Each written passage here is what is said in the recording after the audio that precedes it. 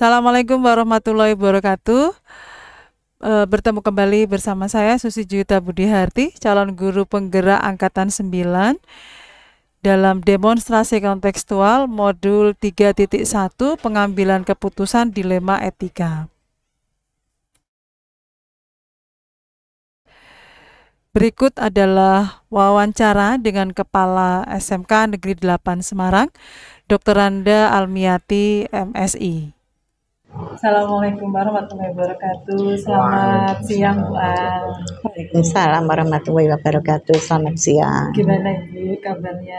Alhamdulillah baik-baik saja, sehat ya. Alhamdulillah. Kalian semua sehat kan? Alhamdulillah sehat Ibu. Yes, semoga lancar, sukses semuanya ya untuk mengikuti CGP ini ya. Mohon izin Ibu, ini kami ganggu waktunya sebentar untuk menggali informasi dari Ibu terkait tugas kami sebagai guru penggerak Angkatan 9. Angkatan 9, oke ya. Terkait Enggak mengganggu kok. Sudah diagendakan sebelumnya dia ngasih tahu ya. Terkait masalah dilema etika atau rujukan moral yang terjadi di sekolah selama ini. Selama ini bagaimana Ibu mengidentifikasikan permasalahan-permasalahan yang terkait dengan dilema etika atau rujukan moral di SMK Negeri 8 Semarang? Bentar, ini 8 apa 6 ya? 8. Dua-duanya Bu Al. Dua-duanya. Oke ya.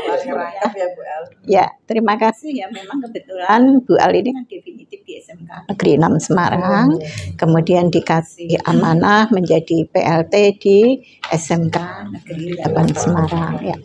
Menjadi kepala sekolah tentu tidak lepas dari masalah-masalah. Tidak jadi kepala sekolah aja masalah banyak, apalagi menjadi kepala sekolah ya tentu saja banyak permasalahan-permasalahan dan itu juga harus segera diatasi ya. Masalah-masalah itu kadang ada masalah yang dua-duanya benar ya. Bagaimana kita mengambil keputusan bila secara moral ya, secara etika dua-duanya itu benar. Nah, ini ya. Ada juga permasalahan-permasalahan yang benar melawan salah atau yang tadi disebut dengan rujukan moral itu ya. Jadi kepala sekolah dan juga Bu Susi, Bu Siti Aminah, Pak Mustafa besok kalau jadi kepala sekolah juga harus tahu bagaimana cara mengambil keputusan mana yang dilema etika maupun yang rujukan moral. Oke, ini saya tertarik dengan tadi masing-masing mengklaim benar menurut versinya. Di sini menganggap benar, sini menganggap benar. Sebagai kepala sekolah kan tentunya untuk pengambilan suatu keputusan atau kebijakan itu kan paling tidak mengalami suatu kesulitan. Nah, Ibu sebagai apa yang dilakukan? Untuk dilema etika ya. Memang kita ini kalau mengambil keputusan harus memprioritaskan kepentingan bersama. Dan utamanya kita harus memperhatikan keberpihakan pada pembelajaran siswa. Itu harus ya. Jadi jangan sampai ada yang dirugikan ya. Prioritas nyaman untuk kepentingan bersama dan ini harus baik untuk semua, tidak hanya sesaat pada saat ini selesai, tapi harus bisa berlaku untuk jangka panjang. Berarti sifatnya universal yang intinya harapannya bisa diterima oleh siapa saja. Semua pihak ya. Ya, juga kita harus berpihak pada pembelajaran siswa. Jangan sampai ada masalah siswa ditinggal, dikalahkan, itu enggak boleh. Itu hak anak. Kaitan dengan pengambilan keputusan tadi tentunya risiko yang ditanggung bagi kepala sekolah ketika tidak bisa istilahnya memuaskan antara satu dan satu tadi mengklaim antara benar. Ini juga memang satu tantangan tersendiri bagi kepala sekolah sebagai penentu. Iya, itu adalah tantangan ya. Kita memuaskan semua orang itu susah loh. Iya, karena semua punya selera masing-masing. Coba seleranya Pak Mustafid bagaimana, tapi kan secara universal ya. Ini baik untuk semua, kita ambil seminim mungkin resikonya. Menarik sekali Bu Al, terutama pengambilan keputusan yang masuk dilema etika dan moral tadi Bu Al. Biasanya Bu Al kalau pengambilan keputusan itu langkah-langkah apa yang dilakukan Bu Al? Langkah-langkahnya. Awal sampai menentukan keputusan. Baik, ya. Langkah-langkahnya tentunya saya harus tahu akar permasalahannya itu apa. Menggali informasi. Iya, akar permasalahannya apa, kemudian siapa saja sih yang harus saya libatkan. Nggak mungkin dong kepala sekolah itu sendirian menyelesaikan masalah ya.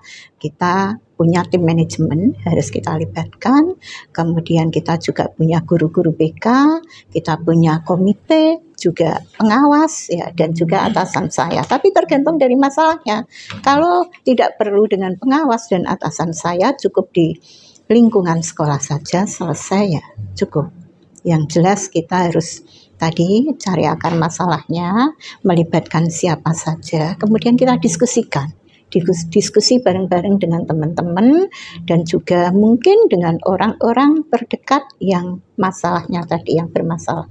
Tidak harus di tim manajemen, karena mungkin di tim manajemen itu masalah ini dia nggak tahu. Tidak terlibat. Ya, tidak terlibat ya.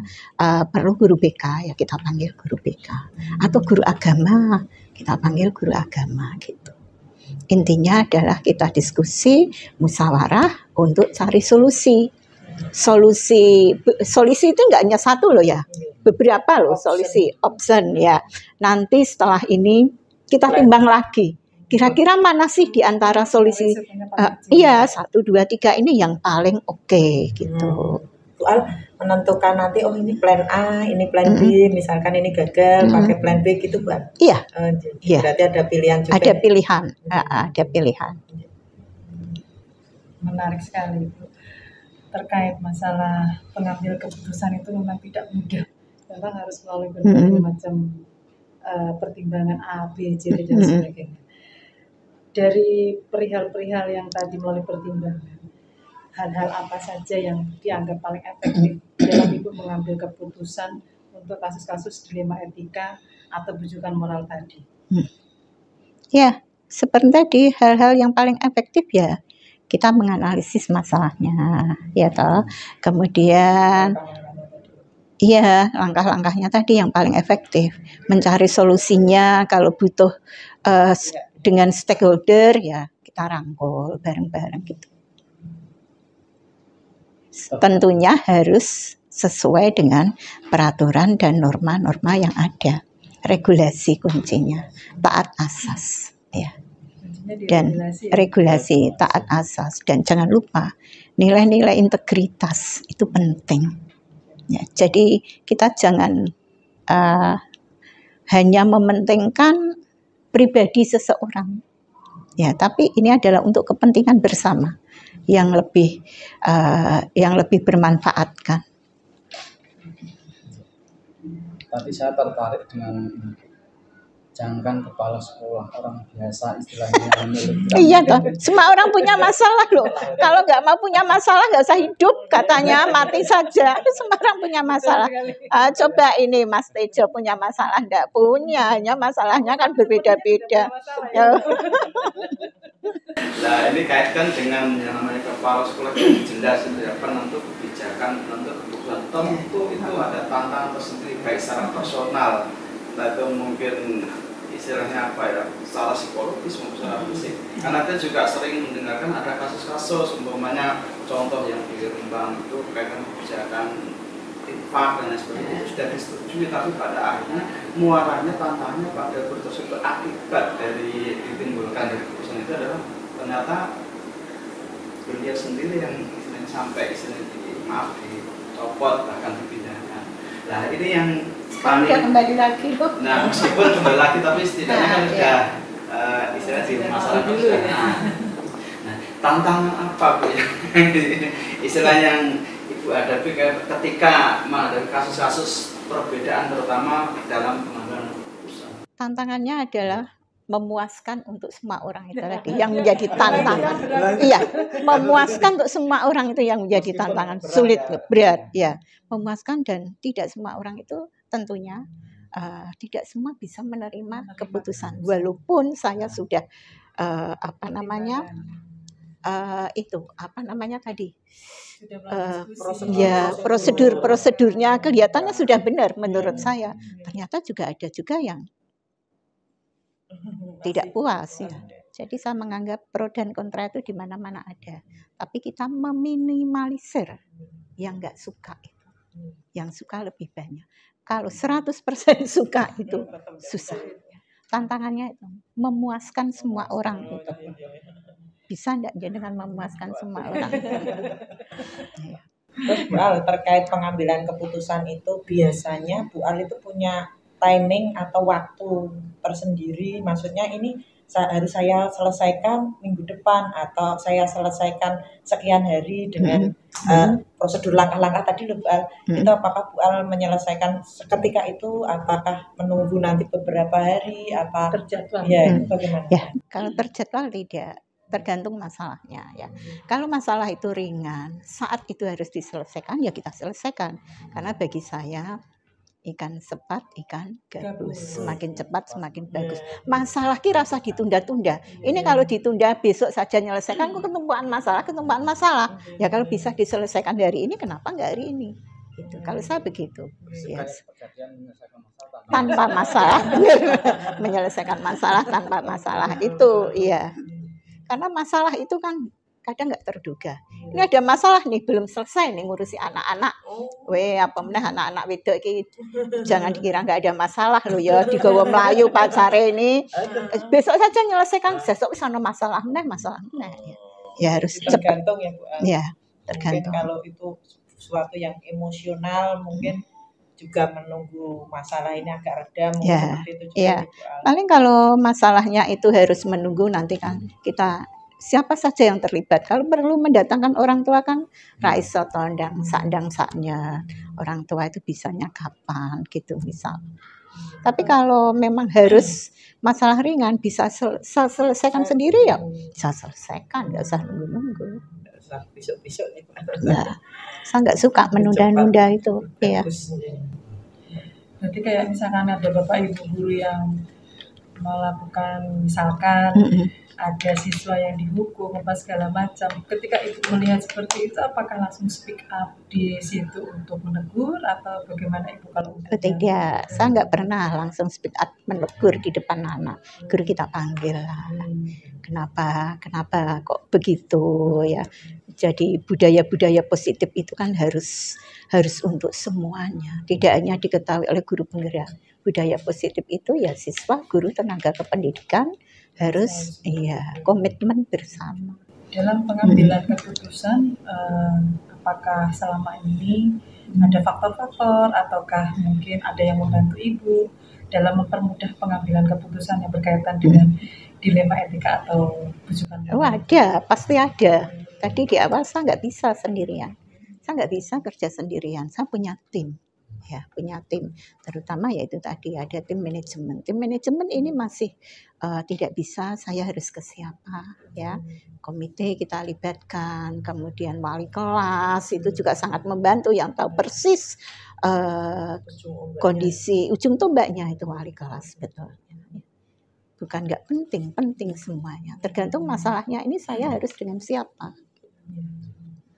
Bahkan kalau perlu dengan kemarin mengatasi anak-anak ada masalah kriminal misalnya ya.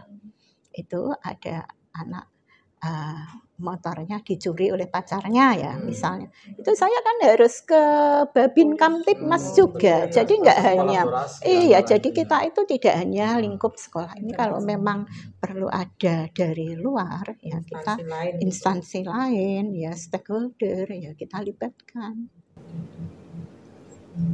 Luar biasa, ini Bu Al sudah menjadi kepala sekolah 8 tahun. Wis tua ya, 8 tahun, wis tua. Begitu. Artinya kalau permasalahan-permasalahan itu yang selalu Ya. paling tidak istilahnya kan memang masalah itu tidak bisa dihadapi. Dengan masalah itu bisa dihadapi dan menyelesaikan tentu akan membawa kita dewasa. Ya. Nah tentunya dari permasalahan ini paling tidak bisa memberikan satu istilahnya pengalaman atau istilah pembelajaran yang luar biasa dari selama menjabat. Kalau saya itu menikmati ya. Kalau saya ada masalah itu bukan saya anggap sesuatu yang membuat Jadi bagaimana sih cara mengatasi masalah seseorang yang sering ditempa dengan masalah menjadi orang yang dewasa dan dewasa. Tidak cemen. Padahal seorang ibu, karena tenaganya super power. Harus terang kita, harus terang saat ini ya. Menghadapi masalah serang. Ya. Nanti masih wanita berlaku ya. Jadi kan kalau ada masalah, apapun jabatannya, pasti ada resikonya pasti. Jadi dulu dikira ada di komisi siswa, di komisi anak tua, ya toh. Tapi jangan sampai lari dari masalah.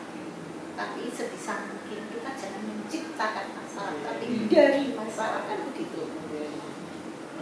Pegadaian.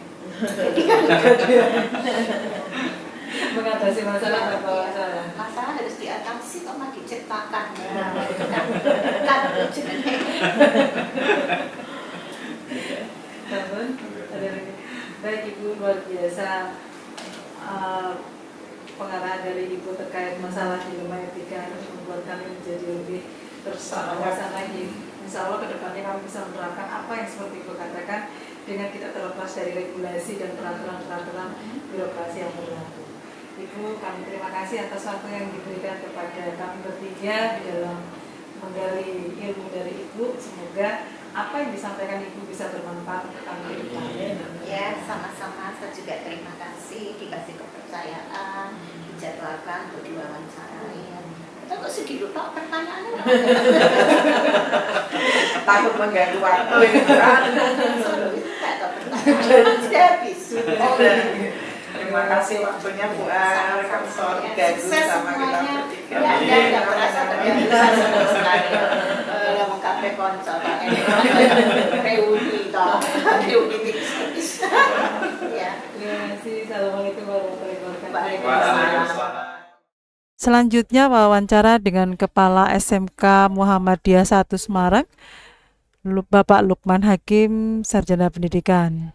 Assalamualaikum warahmatullahi wabarakatuh, Pak Lukman. Waalaikumsalam warahmatullahi Mohon maaf, pagi-pagi kami mengganggu Bapak. Sehat ya Pak? Alhamdulillah. Sehat kudu manfaat. Amin.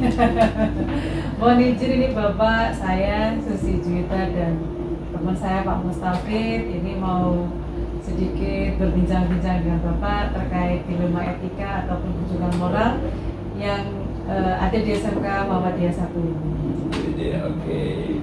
Semoga semuanya baik-baik saja. Amin. Dan bisa dijawab dengan cukup menjelaskan. Kita langsung saja ya Bapak ya. Siap. Selama ini Pak, bagaimana Bapak itu mengidentifikasikan kasus-kasus terkait dilema etika atau rujukan moral yang ada di SMK 1 Muhammadiyah ini Pak? Ya, yang pertama bahwa manusia itu kan punya kepentingan, punya kemauan. Terus kemudian seringkali pula kemauan dan kepentingan itu berbeda-beda dan ada pula yang bahkan tidak sesuai dengan aturan ataupun norma ataupun etika. Nah, kemudian ketika orang menyampaikan, kita mendengarkan suara-suara, kita serap aspirasi dalam setiap permasalahan, kita dengarkan dan kita petakan. Ya, sehingga kemudian mana yang baik sesuai dengan etika dan mana yang kurang tepat jika dikaitkan dengan etika. Ya. Sebagai pengambil keputusan atau bahkan kebijakan, terutama kepala sekolah itu kan luar biasa. Ketika tadi dijelaskan bahwa untuk pengambilan sebuah keputusan itu memang dibutuhkan dan tentunya masing-masing kan memiliki argumen, memiliki visi mereka, memiliki istilahnya kebenaran menurut mereka. Nah, menurut Bapak sendiri, bagaimana untuk pengambilan keputusan ya, di sekolah panjenengan, nah, terutama ada kasus yang di situ ada kepentingan yang mungkin sama-sama benar menurut masing-masing versi ya. Nah, tentunya kan yang harus diambil sesuai dengan kebajikan. Nah, menurut Bapak? Iya. ada orang yang mengatakan bahwa ada relative truth, ada kebenaran yang relatif, ya, tapi sebenarnya kebenaran itu adalah sesuatu yang hakiki, ada kebenaran hakiki, sehingga perlu kita memilah dan kita dasarkan pada dalil-dalil atau postulat-postulat yang ada, baik dalil secara kenegaraan, ya jika terkait dengan aturan-aturan di baik peraturan permen ataupun perpres, undang-undang dan sebagainya, dan juga kadang-kadang kita harus mengkaitkan dengan postulat yang bersifat nubuah atau apa ya, ke atas vertikal, sehingga kita bisa mengetahui. Terus kemudian setelah kita pertemukan mereka, sebaiknya mereka kita pertemukan dan kita bicarakan bersama kebenaran versi A dan kebenaran versi B, karena sebenarnya ada kebenaran yang sesungguhnya, ya kebenaran yang hakiki tadi kita berikan pencerahan, kita serap semuanya, suruh ngomong, kemudian kita konfrontir. Tetapi sebaiknya kalau ketika mengkonfrontir itu jangan vis a vis atau langsung berhadapan begitu, tapi kita punya strategi yang istilahnya ya, mendamaikan, karena setiap saudara semua, saudara kita itu kan hakikatnya kan memiliki keinginan, dan itu harus dipertemukan dalam keadaan damai. Fa'aslihu baina akhwaikum gitu. Kemudian Pak, untuk kasus-kasus dilema etika yang terjadi di SMK 1 Muhammadiyah, langkah-langkah atau prosedur-prosedur apa yang biasa Bapak lakukan di dalam mengambil keputusan untuk permasalahan kasus dilema etika tadi? Ya, itu tadi kita pertemukan. Dipertemukan dulu. Ya, kita pertemukan, kemudian versi jenengan bagaimana, kemudian kita mengambil titik tengahnya, karena jalan yang terbaik adalah jalan wasatiyah, jalan tengah.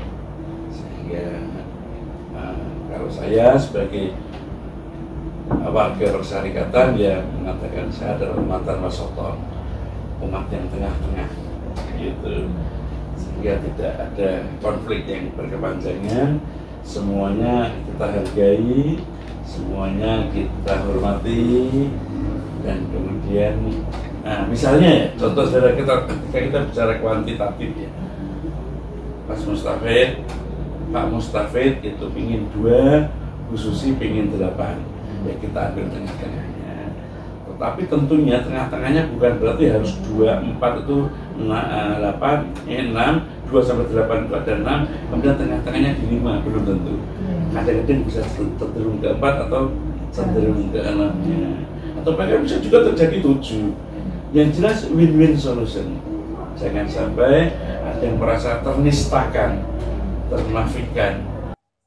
Saya yakin-yakinnya bahwa meskipun saya sudah meminta maaf, hanya keputusan yang saya ambil cenderung pada khususi, itu kemudian Pak Mustafid kan pasti akan merasa sakit ya, merasa tersakiti, kayak lagu Rosa dan juga lagu Judika, hati yang tersakiti, atau lagu Niada Niati gitu menyebut khususi. Kalau Judika sudah selesai Pak, ini udah tulisannya salah. Yang luka.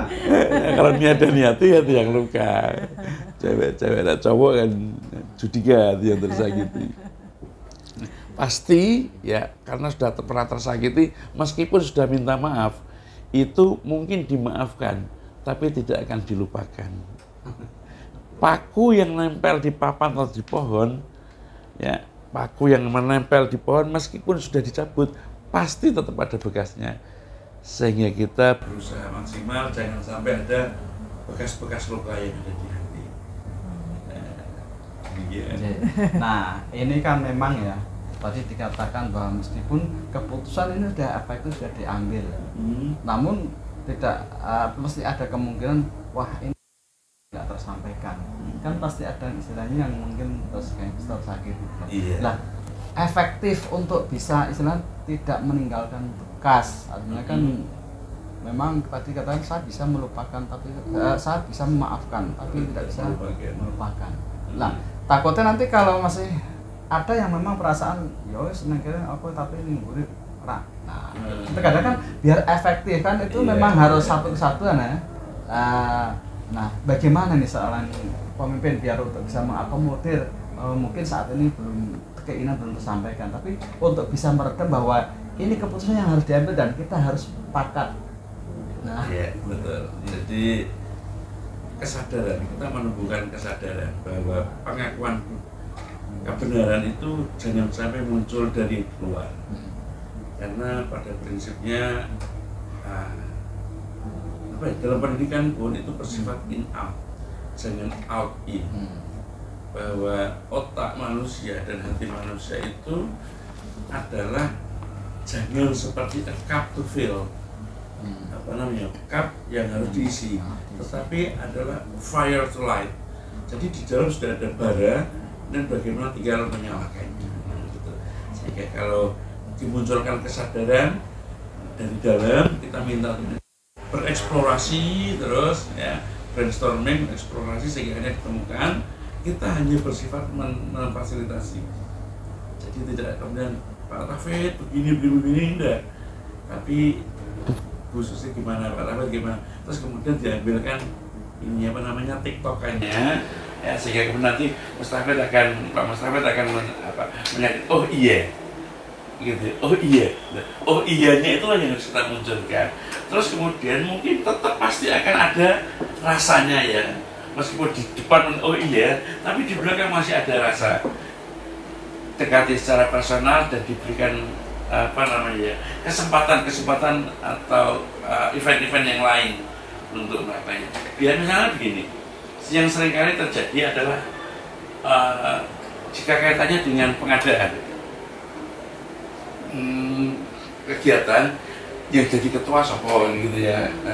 Aku ini saya kan lebih menguasai daripada ini gitu. Kalau saya dipilih dia, maka nanti jatahnya nanti kita jenengan akan kita berikan kesempatan yang lain gitu.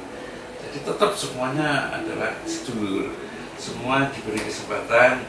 Dan kalau saya malah kadang-kadang saya punya data sopo wong sing pernah jadi panitia centang. Jadi semuanya harus rasa. Jadi harus ada centangannya semua. Jangan sampai ada yang centangan 3 sementara ada yang tidak ada centangannya. Begitu sehingga itu tetap semuanya adalah satu wadah. Dilemanya berarti dilema antara peraturan yang ada di sekolah dengan dilema pada rasa ya Pak. Peraturan mengatakan begini, gitu.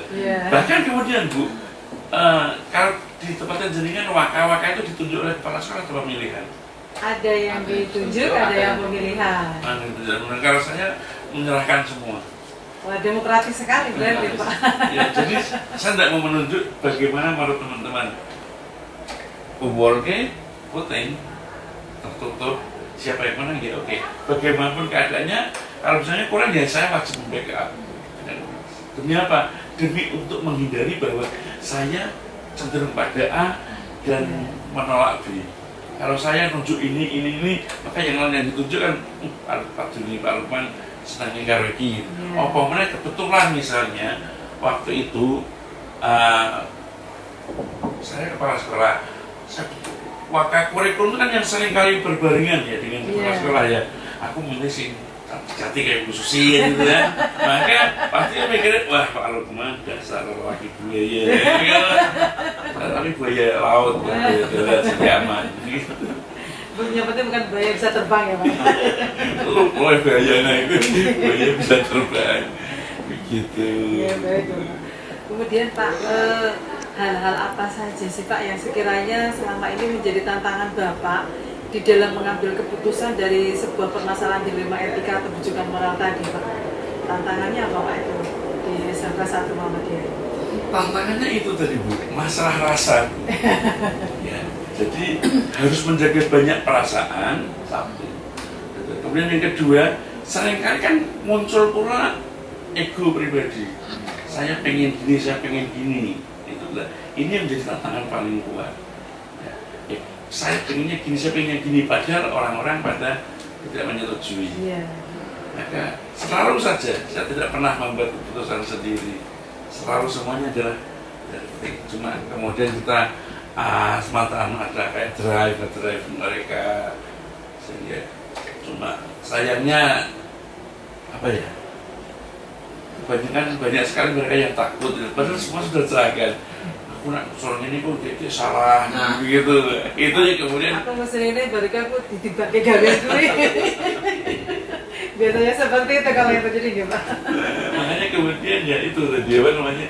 Tetap semua kita bicarakan bersama, jangan sampai ada muncul ego pribadi dari kepala sekolah. Dan berikutnya adalah lagi godaan kuat juga pada masalah finansial. Terus terang pada finansial. Kenapa? Karena manusia itu diberi berapapun punya duit sedikit, kurang, punya duit banyak juga kurang lagi kan gitu. Kalau misalnya punya duitnya sedikit itu makannya cukup seafood gitu, sego teri maksudnya, sego kucing, sego teri. Ya. Itu kan punya uang banyak juga akan naik level lagi sehingga akan selalu kurang, kecuali kita punya rasa syukur ya.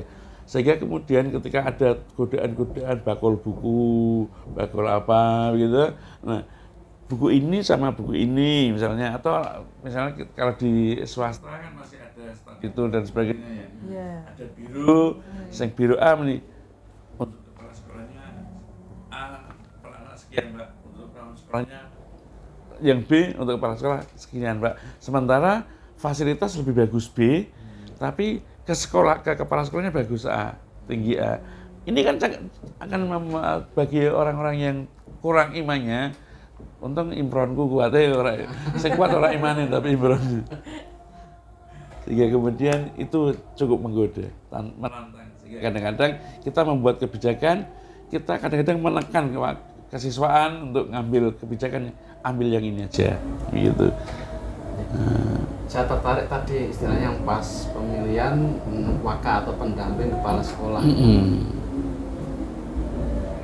Biasanya itu ya, maaf ya, biasanya ada memang saat di suatu tempat atau mungkin suatu waktu itu bahwa kepala sekolah memiliki kepentingan. Maka untuk memilih orang-orang itu yang istilahnya yang berdasarkan kepentingan dan bisa istilah dekat, bisa diajak nanti seperti itu.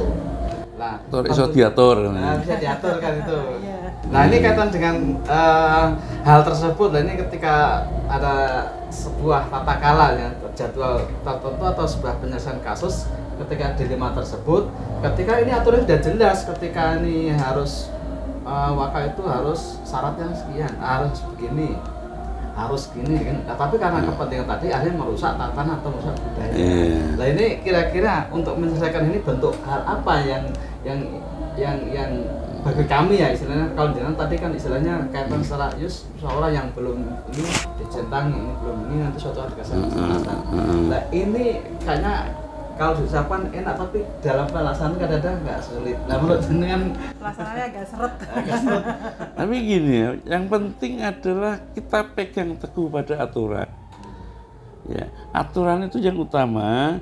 Kalau misalnya tadi ya syarat-syaratnya, misalnya kalau mau waka tadi ya minimal sudah golongan sekian kan gitu. Itu harus terpenuhi dulu. Baru kemudian nanti dilempar ke masa. Tetap ada pengkriteriaannya.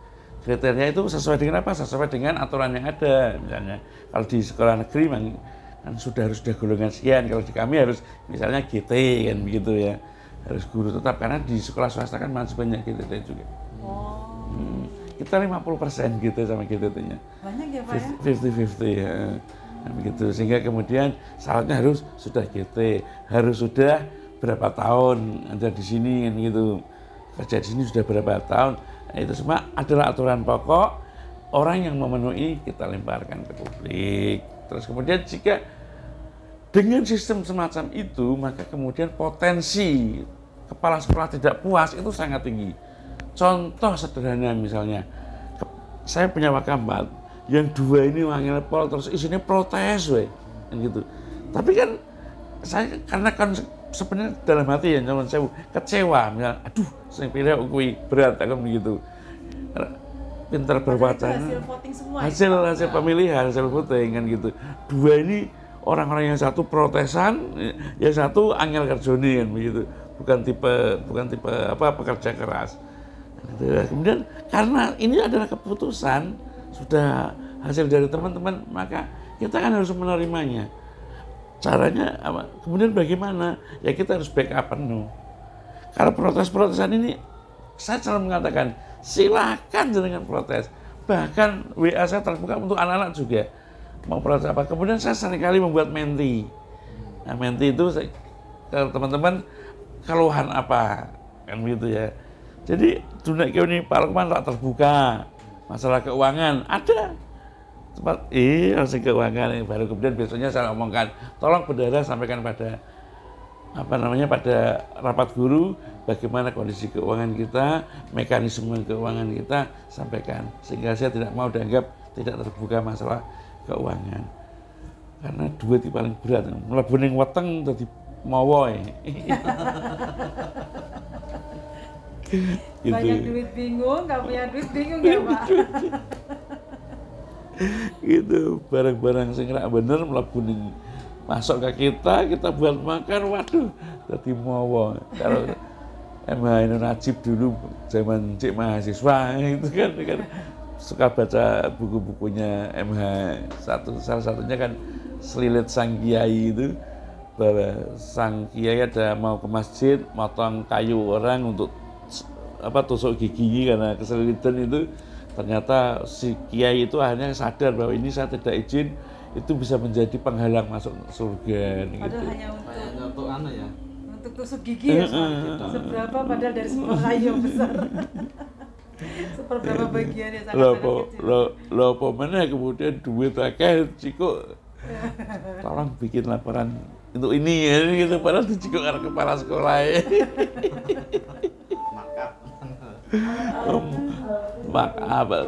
Pembelian kadang-kadang orang-orang itu kan juga bahwa kalau pengadaan pembelian itu kan domak apa terus aku nih sesok saya ngiki tak sing tuku aku ya aku tukune nganggo online nah terus kemudian tak tuku mimbar hal yang terbaru mimbar ada orang ya yang mengajukan 4 juta misalnya begitu satu podium gitu ya untuk yang ini saya tak yang beli sementara saya dulu kan gitu. Ini saya online tak screenshot ini harganya sekian gimana gitu untuk membandingkan mau beli yang itu atau beli yang ini ya sudah Pak Lukman aja kan gitu. Lo bukan saya akeh 4 juta gue udah paling lolos setengah kalau gitu lah. Maka akhirnya kemudian itu tadi kita harus betul-betul tapi juga jangan sampai kemudian orang itu jadi tersinggung. Kenapa tersinggung maksudnya orang ketika orang itu mengajukan kan secara pribadi ke saya proposalnya tapi kan tidak saya floor jangan sampai di floor ada hal yang perlu di floor kan ada yang tidak kan gitu. Kalau cara bahasa Inggris kuwi ana pepatah jeneng ini smart people know what to say. Orang cerdas tahu apa yang dikatakan, but wise people know what not to say. Tapi orang bijak itu tahu apa yang tidak boleh dikatakan atau jangan dikatakan pada terbuka begitu. Sehingga untuk itu jangan diflurkan, tapi cukup kita jangan sampai ada yang tahu yang lainnya. Cukup berdua. Sebentar Pak. Saya tak cari dulu pembanding, boleh gini, nah dapat sekian. Oh ya Pak itu aja. Meskipun dia batin, wah Pak sudah badi. Gitu, ya, gitu. Menarik sekali Bapak. Kemudian apa Pak? Adakah orang atau kumpulan orang ataupun faktor-faktor yang selama ini mempermudah Bapak di dalam mengambil sebuah keputusan yang berkaitan dengan dilema etika tadi, Pak? Yang pertama kita ada yayasan. Oh, yayasan. Ada yayasan, ada komite. Yang komite atau yayasan ini dilalui kooperatif banget. Ya, sehingga sering kita konsultasikan dan memberikan jalan-jalan bijak, arahan-arahan untuk kita lakukan.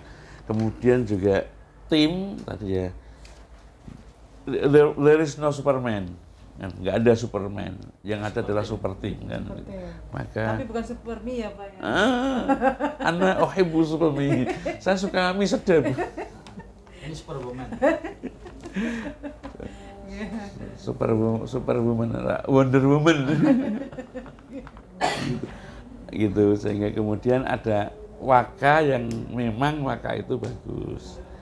Sehingga jadi dua tadi, yang dua asik, yang asik-asik aja gitu. Yang dua sing iki kurang komunikatif. Misalnya nyuwun sewu, saya sengaja nunggu wingi kan ana rapat tentang LKS. Yang LKS yang di mana, yang di Ungaran. Di Pringapus niku. Cabdin satu ya. Kan saya ngutus yang tadi ya kurang komunikatif ya. Saya suruh berangkat, pulang, ketemu ya ndak laporan barang. Tak, saya kan menunggu, sengaja menunggu, ora tak takonnya menunggu. Loh, ora laporan barang, mau hasilnya apa? Piye kok ora laporan ya, Mas. Tapi menunggu dipanggil mungkin Pak. Mungkin lah, tipenya kan begitu. Maka bukan orang yang tipenya proaktif.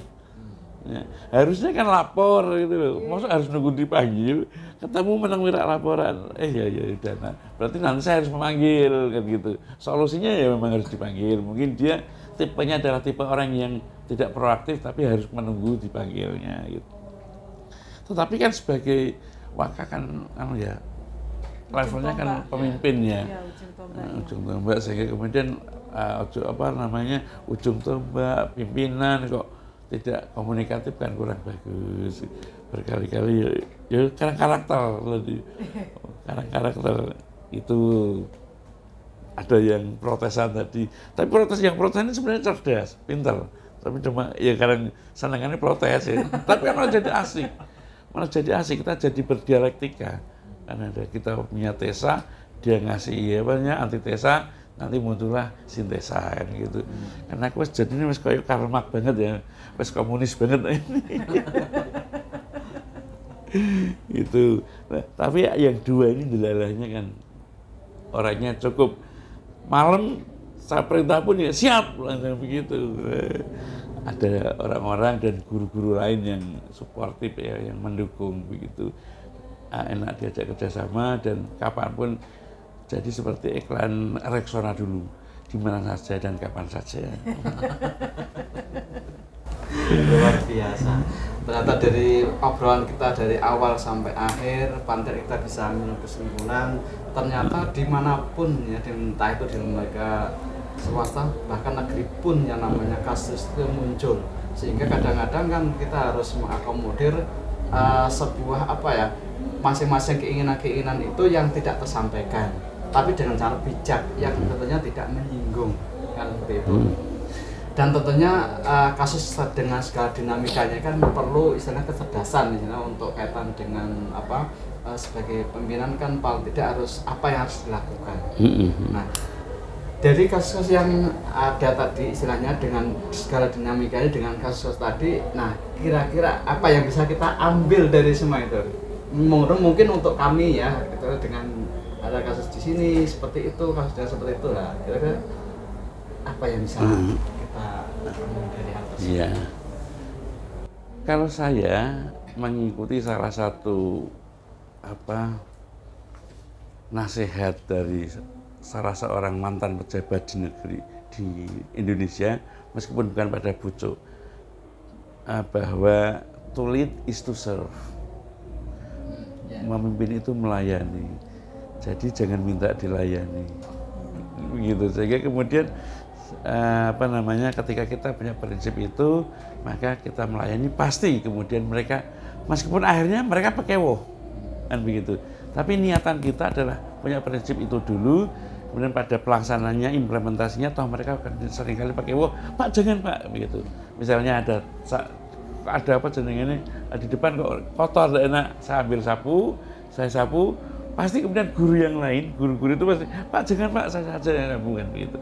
Sehingga yang penting adalah niatan kita adalah untuk melayani. contoh ngomong dulu yang contoh baik kan. Betul. Tidak harus kata-kata tapi Tidak usah ngomong, tapi cukup dengan kata. Sebagaimana love is more than what can say, kan gitu. Cinta itu tidak harus diungkapkan, tapi diwujudkan dalam tindakan.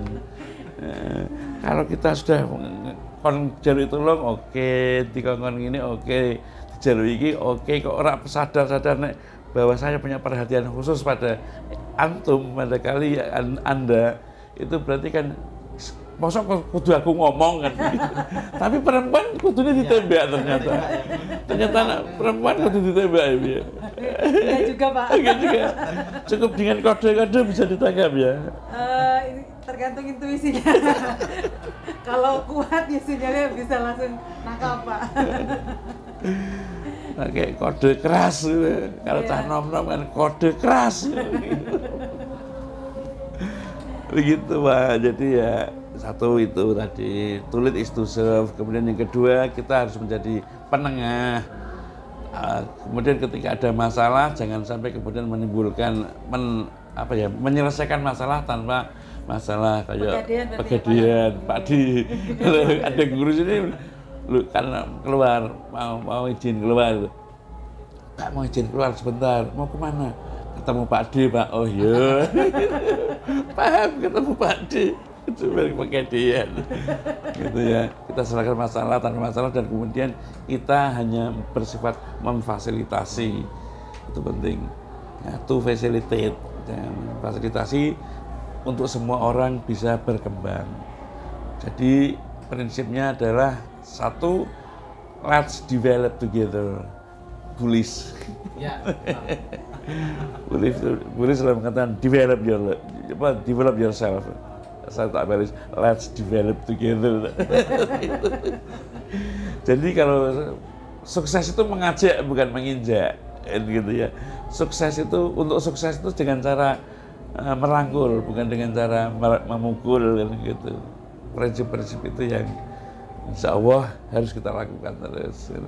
Jangan sampai kemudian ada kata-kata makian, kata-kata negatif, karena kata adalah doa ya, betul ya. Pada anak-anak juga begitu. Aduh, anakku pintar-pintar banget. Nggak paham-paham, tidak pintar-pintar banget. Gitu. Apalagi sekarang dispon, tata tertib sekarang tidak boleh ada poinnya. Kan? Kan kemarin Permen 46 tahun 2023 itu kan PPKS itu kan kemudian kan kita harus tanpa momen ora iki kira arep poinnya kemudian ngetokke cah piye itu. Kadang-kadang untuk mengambil keputusan juga butuh keberanian. Betul, keberanian mengambil resiko. Iya. Ya, betul, keberanian untuk mengambil resiko karena setiap apapun yang kita lakukan pasti punya resiko kan gitu. Terus kemudian kalau harus dicintai semua orang namanya susah juga ya. Meskipun kita berusaha untuk menjadi baik pada siapapun, keputusan-keputusan yang diambil, setiap kejadian pasti ada yang suka, ada yang tidak suka. Tapi kemudian yang tidak suka itu harus kita dekati. Misalnya, ketika kita jengkel, aku mau mengangkat kan macet. Nah, mengangkat jalan macetnya luar biasa. Akhirnya kemudian kan di tengah kemacetan tersebut ada orang yang mengambil keuntungan, Bu. Dodol minum. Kan gitu ya. Nah, kita pekel-pekel macet terus kemudian ada orang yang dapat keuntungan dari kemacetan tersebut, para bakul-bakul itu. Ya kita harus menerima toh. Kan gitu. Ketika ada yang suka, ada yang tidak suka.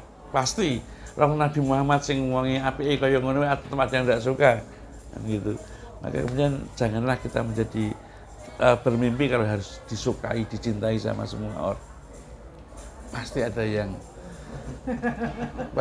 tidak suka pada kita, tapi yang tidak suka tetap kita anggap sebagai saudara, tetap dekati. Kalau ada orang-orang melemparmu dengan cacian makian, maka balaslah dia dengan melempar seikat bunga. Tanpa potnya, Bu. Kalau pas hari itu nggak ada bunga, Pak. Ya. Cukup dengan senyum paling terlebar. Bunga desa. Nah, kancaku kan cukup dilempar dengan bunga, seikat bunga, sekalian potnya. Balik aku kembang aja fase kan variasinya yang penting barang pot. Wah, gitu. Ya, Matur Iya. suwun Pak Lukman Hakim. SPD Pak SPD. Sebentar lah. Lulus. Kepala SMK 1 1 Muhammadiyah. Muhammadiyah Semarang. Ini luar biasa, inspirator, motivator, dan banyak sekali istilahnya hal-hal yang sudah kami dapatkan ya, informasinya, dan semoga kita juga menjadi sebuah apa ini, ketika mengambil kebijakan atau keputusan suatu saat nanti paling tidak kita sudah memberikan satu referensi dari Pak Lukman. Terima kasih Pak Lukman, luar biasa. Sama-sama. Kayak bisa menginspirasi kami. Mohon maaf kalau kurang memuaskan. Tapi jangan, kalau kurang puas jangan mencari alat pemuas di luar. Ngatur nuwun Bapak, terima kasih atas waktunya. Sama-sama. Semoga apa yang disampaikan tadi menjadi inspirasi buat kami ke depannya dalam mengambil keputusan dari skup yang paling terkecil sampai insya Allah mungkin nanti yang paling terbesar. Mohon maaf sudah menyita waktu Bapak. Bapak harusnya bekerja tapi kami ganggu ini. Terima kasih Bapak, semoga sehat selalu.